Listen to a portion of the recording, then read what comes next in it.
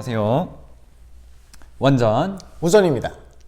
네, 오늘은 일말의 의심은 신앙을 더 견고하게 해준다는 하나님의 파격적인 주장에 대해 살펴볼 것입니다.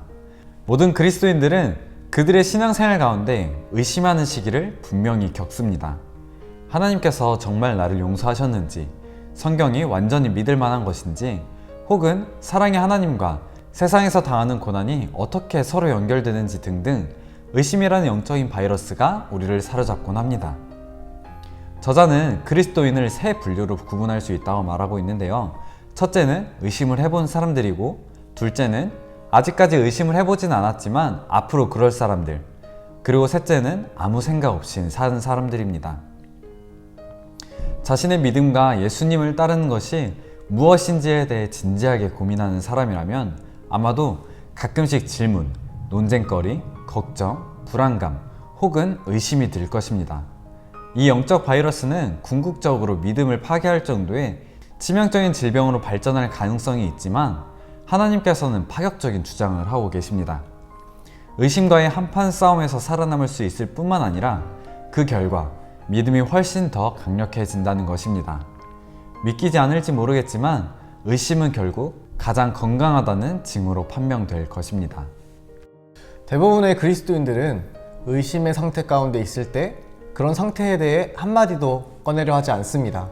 왜냐하면 수치를 당한다고 생각하고 그 수치를 당하기를 원치 않기 때문입니다. 오랫동안 신앙생활을 했음에도 의심을 하고 있다는 것을 보인다는 것은 쉽지 않은 고백입니다. 혹시 원장님께서는 그런 경험들이 있으실까요? 저 같은 경우에는 생각을 해보면 저희 어렸을 때부터 유초동물 다니고 그랬잖아요.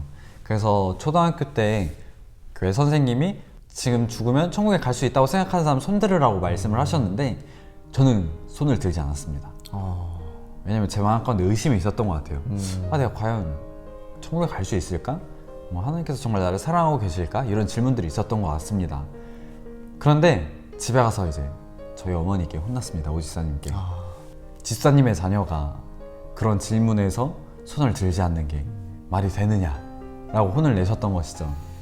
그래서 이 의심하고 확신이 없는 것이 부끄러운 거구나, 창피한 거구나 라는 생각을 가졌던 것 같아요. 그래서 앞으로 있었던 의심이라든지 권의 확신에 대한 문제들 입 밖으로 내는 게 쉽지 않은 일이더라고요.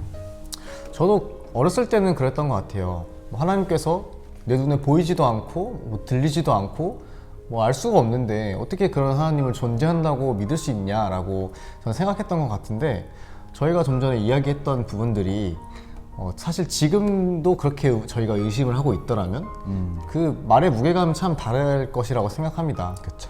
저희는 사역자이고 신앙을 공부하는 신학생이기도 하고 신앙생활을 오래 한 그런 그리스도인으로서 누군가에게 자신의 신앙을 의심한다고 그렇게 이야기하는 부분은 정말 쉽지 않을 것이라고 생각합니다.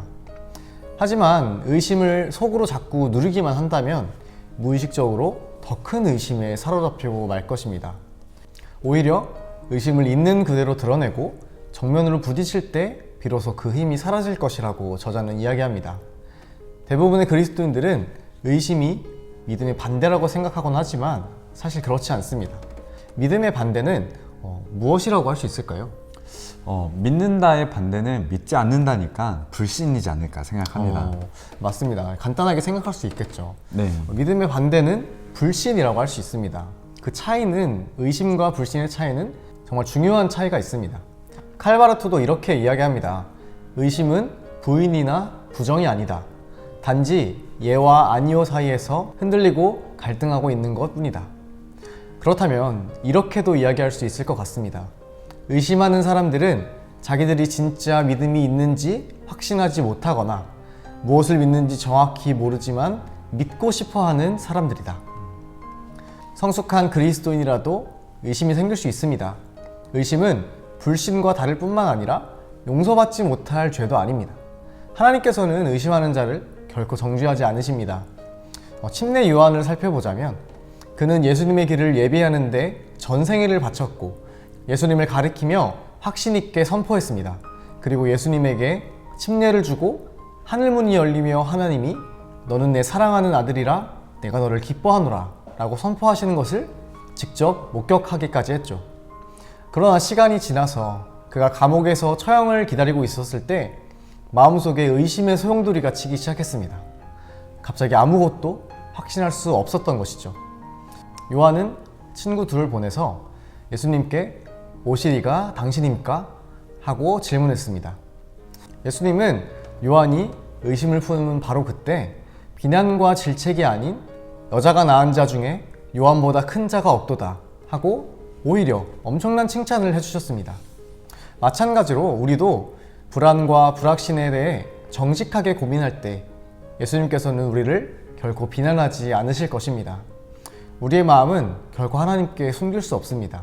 우리가 우리의 의심을 내비치지 않는다 할지라도 하나님께서는 우리의 마음을 모두 다 아시고 계시기 때문에 오히려 솔직하게 우리의 마음을 고백하며 하나님께 나아가는 것이 주님께서 원하시는, 그리고 우리와 맺기 원하시는 그런 관계라고 생각합니다. 그렇다면 의심의 장점이 무엇이 있을까요? 이렇게 이야기하니까 의심을 부추기는 것 같은 모양새이긴 하지만 그래도 짚고 넘어가야 할 부분이고 또 하나님께서 유익이 있다고 말씀하셨으니까 혹시 어떤 유익, 장점이 있을까요? 아무래도 의심이 확신으로 변하게 되면 이전보다 조금 더 단단한 신앙을 가지게 될 것 같아요. 의심 없이 무작정 믿게 되면 사실 맹목적인 믿음으로 정말 어떠한 기본기나 그 베이스 없이 믿게 될 것이지만 의심을 하게 되면 하나님께서 그것을 풀어주실 것이고 그것을 통해서 더 단단해져서 단단한 신앙으로 하나님을 믿을 수 있을 거라는 장점이 있는 것 같습니다. 맞습니다. 그런 장점도 있고 또 한 가지 오해가 있는 부분이 있습니다. 의심 바이러스가 영적 건강을 해치기만 한다라는 것인데 사실은 하나님께서는 의심을 사용하셔서 긍정적인 결과를 만들어내곤 하십니다. 비유를 하자면 마치 예방접종을 하는 것처럼 지금 우리 상황에서는 코로나 백신을 맞는 것처럼 코로나 바이러스를 침투시켜서 항체를 생성하게 만들고 나중에 이 바이러스가 우리 몸에 들어왔을 때 자신의 면역 체계가 이겨낼 수 있도록 하는 것입니다. 마찬가지로 의심을 통해 질문에 대한 답을 찾는 과정을 겪으며 믿음을 이전보다 훨씬 더 견고하게 할 수 있다는 것입니다. 그래서 만약 미래에 의심이 생긴다면 새로운 확신으로 대처할 수 있게 되는 것이죠. 퀘이커 교도 목사인 루푸스 존스는 이렇게 표현했습니다. 단련된 믿음이 거대한 폭풍의 시련을 결코 겪지 못한 타고난 믿음보다 훨씬 견고하다. 불확신 속을 뚫고 나올 때는 시험을 통과하기 전보다 더 견고한 믿음, 더 깊어진 신앙, 더욱 생기 넘치고 인내하는 믿음을 소유하게 될 것입니다. 오늘은 일말의 의심은 신앙을 더 견고하게 해준다는 하나님의 주장에 대해 살펴보았습니다. 모든 그리스도인들은 신앙생활 가운데 의심하는 시기를 겪습니다. 대부분의 그리스도인들은 그 모습을 감추고 내비치려 하지 않지만 하나님께서는 솔직하게 마주하고 부딪힐 때 그 힘이 사라질 것이라고 말씀하고 계십니다. 우리는 의심과 싸움을 통해 믿음을 이전보다 더 견고하게 세울 수 있습니다. 다음 시간에는 의심이 우리 삶 속에 뚫고 들어오는 방법 3가지와 우리 안에 들어온 의심 바이러스와 싸우는데 도움이 되는 5가지 단계를 소개할 것입니다. 그럼 다음 시간에 뵙겠습니다.